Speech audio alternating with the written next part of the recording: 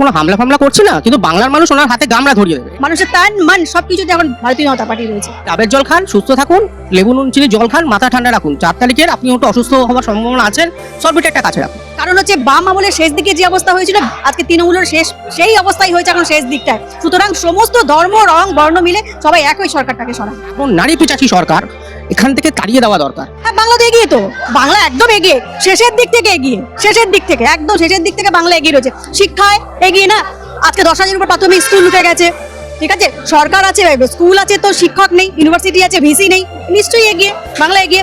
আজকে বলুন তো, যতগুলো আপনার দিদি এই যে ভাতা দিচ্ছেন, যা দিচ্ছেন, একটাও কোম্পানির বা একটাও কিছু কারখানার তিনি ফিতে কেটেছেন? এগিয়ে বাংলা, একটা শিল্প নেই, শিক্ষা নেই, স্বাস্থ্য, বাংলাতে এগিয়ে, পেছন দিক থেকে এগিয়ে। শুধু আমাদের উপর হামলা না, সাধারণ মানুষের উপর এখন হামলা করছে। কারণ এই যে লড়াই হচ্ছে, শুধু বিজেপি ভার্সেস তৃণমূলের লড়াই না, সাধারণ মানুষের সাথে তৃণমূলের লড়াই।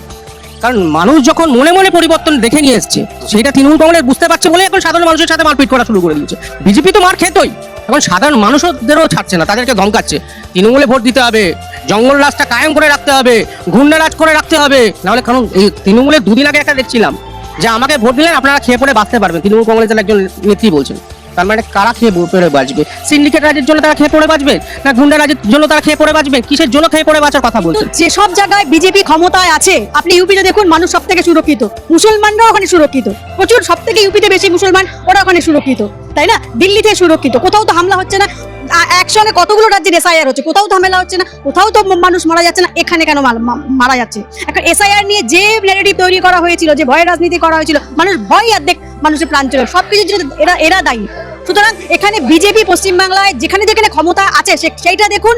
এবার বুঝুন, বিজেপি পশ্চিমবাংলায় আসলে যে ন্যারেটিভ তৈরি, মানুষ ভালো থাকবে। সংখ্যালঘু, এই যে সংখ্যালঘুদের দোহাই দেওয়া হয়, আজকে এই 15 বছরে সব থেকে বেশি সংখ্যালঘু মুসলিমরা মারা গেছে, মরছে মুসলিম, সব থেকে বেশি মুসলিমরা মারা গেছে। সংখ্যালঘু করে তাদেরকে সমাজে একটা শ্রেণী থেকে তাদেরকে ছড়িয়ে রাখা হয়েছে। তাদের কেন মূল স্রোতে আপনারা আনতে পারেনি? স্বাধীনতার এত বছর হয়ে গেছে, এখনো তারা সংখ্যালঘু, তাদের ভোট ব্যাংক হিসেবে আপনারা রেখে দিয়েছেন। আমি তো ব্রাহ্মণ ঘরের ছেলে, কিন্তু মাছ ভাত খাই, ডাল মানে মাংস ভাতও খাই। এবং উনি যদি বলেন যে বাঙালি না, তাহলে রাজীব কুমার কিভাবে এমপি হলো তৃণমূল কংগ্রেসের? শত্রুঘ্ন সিনহা কি করে এমপি হলো তৃণমূল কংগ্রেসের? ইউসুফ পাঠান গুজরাটি মুসলমান কিভাবে এই বাংলায় থেকে এমপি হলো? বাঙালিরা এই বাংলায় শুধু ভারতীয় জনতা পার্টিকে সমর্থন করে, আর ওনাদেরকে যারা সমর্থন করে ওনারা চলে গেছেন বাংলাদেশে, ফেরত চলে গেছেন। এসআইআর ভয় তারা বাংলাদেশে অনেকে ফেরত চলে গেছেন। যান গুলশান কলোনি, যান আপনি যত মাসুদ বস্তি, সব ফাঁকা হয়ে গেছে। কারা ছিল এরা? এদের ভোটে তৃণমূল কংগ্রেস এতদিনে ভোটে জিততো, তারা এখন নেই। তৃণমূল কংগ্রেসের মাথায় ঢুকিয়ে দেওয়া উচিত। তৃণমূলের কাছে ওরাই শুধু ঘরের মেয়ে, ঘরের ছেলে। আর আমরা বিরোধীরা এবং সাধারণ মানুষ আজকে রাস্তায়, আমরাও রাস্তায়। তার কারণ হচ্ছে প্রত্যেকটা শিক্ষিত মানুষ আজকে রাস্তায়, ওই মানুষগুলোর পাশে আমাদের দাঁড়ানো দরকার। তাই হ্যাঁ, আমরা রাস্তায়। আপনারা ঘরের মেয়ে, ঘরের ছেলে, আপনারা ঘরে থাকুন, অনেক পয়সা, আপনারা সেগুলোকে সুরক্ষিত রাখুন, পাহারা দিন। বলা যায় না কোন দিন কি হয়ে যায়, ইডি ঢোকে, সিবিআই ঢোকে, আমাদের সে জ্বালা নেই। আমরা ওই রাস্তায় যে মানুষগুলো বসে আছে, আমাদের সহনাগরিকরা, শিক্ষিত লোক, ওদেরকে মানে দেখা, ওদের পাশে থাকা দায়বদ্ধ। তাই আমরা রাস্তায় আমাদের পথ দেখাবে। তাই পাল্টানো দরকার চাই বিজেপি সরকার। কারণ বিজেপি না আসলে পশ্চিমবাংলার এই অচল অবস্থা ঠিক হবে না, পুরোটাই কোলাপস হয়ে গেছে, পুরোটাই ভেঙে পড়েছে। কোনো হ্যারাসমেন্ট না, মানুষ খুব খুব আনন্দিত। কারণ দেখুন, আমি একটা ভোটার হব, আমি মানে ন্যাশনাল সিকিউরিটির স্বার্থে আমি আমার বৈধ পরিচয় দেবো না যে আমি এখানকার সিকিউরিটি, মানে আমি আমার এখানকার ভোটার। আমার বাবা, আমার দাদু যদি ভোটার হতে পারে, তাহলে আমি কেন ভোটার হব না? সেই সিকিউরিটি কেন দেবো না? সেই তথ্য কেন দেবো না ইলেকশন কমিশনকে? আমি আমার ভোটার আইডি কার্ড নেবো, ভোটার বৈধ নেবো, কিন্তু আমি আমার কাউকে দেখাবো না, বাবার পৈতৃক পরিচয় দেবো না, এসআইআর বাবার নাম লিখতে পারবো না। যারা লিখতে পারেনি তাদের নাম ডিলিটেশনে গেছে, তারা বাংলাদেশে পালিয়ে গেছে। এদের ভোটারের জন্য তৃণমূল কংগ্রেস সরকারে থাকতো। যারা শিফটিং ভোটার্স বলুন, যারা ডিলিটেড ভোটার্স বলুন, যারা মৃত ভোটার্স, কতজনের বাবা মা আসছেন, ভোট দিচ্ছেন, চলে যাচ্ছেন, ছেলে মেয়েদের সাথে দেখাও করছেন না, কিন্তু তৃণমূল কংগ্রেসে শুধু ভোটটা দেয়। তারা বলছিল, কিছু সাধারণ মানুষও বলছিল 7 ঘন্টা আগে আসলে আমার বাবার সাথে 7 বছর আগে মারা গেছেন, একটু দেখতে পেতাম। কিন্তু তৃণমূল জামানে সব সম্ভব। হামলাটা কে করছে?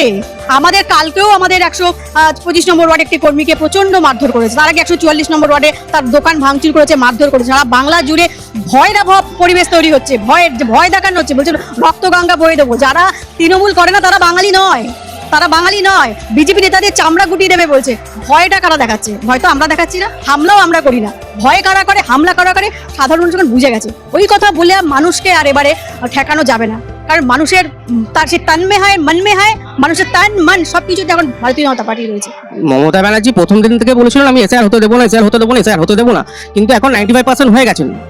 উনি এটাও বলেছিলেন আমি বেঁচে থাকতে এসআইআর হতে দেবো না, উনি এখনো বেঁচেও আছেন। তাই না কেন সবাইকে বলেছিলেন তোমরা কেউ এসআইআর ফর্ম ফিল আপ করবেন না, কিন্তু প্রথম যে মহিলাটা ফর্ম ফিল আপ করেছিল সেটা হলো মমতা ব্যানার্জি। মানুষকে বোকা বানানোর জন্য যেভাবে হোক না কেন মানে মানুষকে একটা প্রবলেমেটিক রাস্তা দেখিয়ে দেবে, এই রাস্তায় যেমন একটা সোজা রাস্তা, তুমি প্রবলেমেটিক রাস্তা ঢুকিয়ে দাও।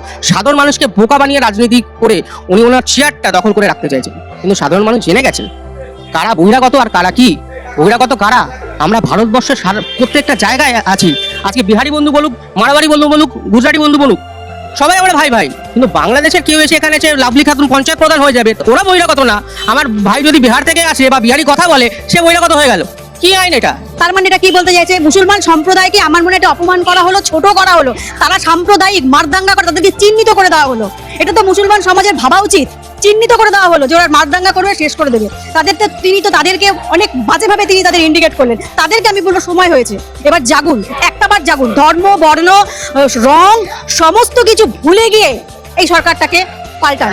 কারণ হচ্ছে বাম আমলের শেষ দিকে যে অবস্থা হয়েছিল, আজকে তৃণমূলের সেই অবস্থাই হয়েছে এখন শেষ দিকটায়। সুতরাং সমস্ত ধর্ম, রং, বর্ণ মিলে সবাই একই সরকারটাকে সরান। আমরা তো কোনো হামলা ফামলা করছি না, কিন্তু বাংলার মানুষ ওনার হাতে গামলা ধরিয়ে দেবে, এটা শিওর। এনারা বিজেপির লোককে মারছেন, এই ভোট পরবর্তী হিংসা 300-র বেশি লোক মারা গেছেন, কতজন বলুন না রেপ হয়েছেন, এনারা হামলা করছেন। আমরা কোনোদিনও হামলা করিনি, আমরা শান্তি বজায় রেখে গণতন্ত্রে যেভাবে লড়াই করা যায় সেরকম ভাবে আমরা লড়াই করছি। কিন্তু এই তৃণমূল কংগ্রেসের সরকার, তুই বিজেপি করিস, বাড়িতে ধান পাঠাচ্ছে, ধমকি পাঠাচ্ছে, দেখলে গুলি করে দেবো, বোম মারবো, এই নিয়ে একটা বাতাবরণ জঙ্গল রাত তৈরি করার চেষ্টা করছে তৃণমূল সরকার, কিন্তু সবই বিফলে যাবে 4 তারিখে যখন গেরুয়া আবির্ময় হবে। দিদির হাত থেকে এখন সব বেরিয়ে গেছে, দিদির হাত থেকে সব বেরিয়ে গেছে। দিদির কথা কেউ শুনছে না, দিদির কর্মীরাও শুনছে না। সেদিন দেখলাম অভিষেকের একটা সভায় প্রচন্ড মারামারি হয়েছে, তারা গাড়ি মিটিংয়ে চেয়ার ফাঁকা। সুতরাং এখন মানুষ চাইছে পরিত্রাণ। সুতরাং আমি বলবো যে পশ্চিমবাংলার আমরা মামাটি মানুষের সরকার, কিন্তু মানুষের থেকে অনেক দূরে সরে গেছেন, তাই মানুষের মন বুঝতে পারছেন না। কারণ আপনাদের এখন মাটিতে পা নেই, সুতরাং আপনার মানুষের দুঃখটা বুঝতে পারছেন না। এবার বিজেপি আসছে বাংলায়।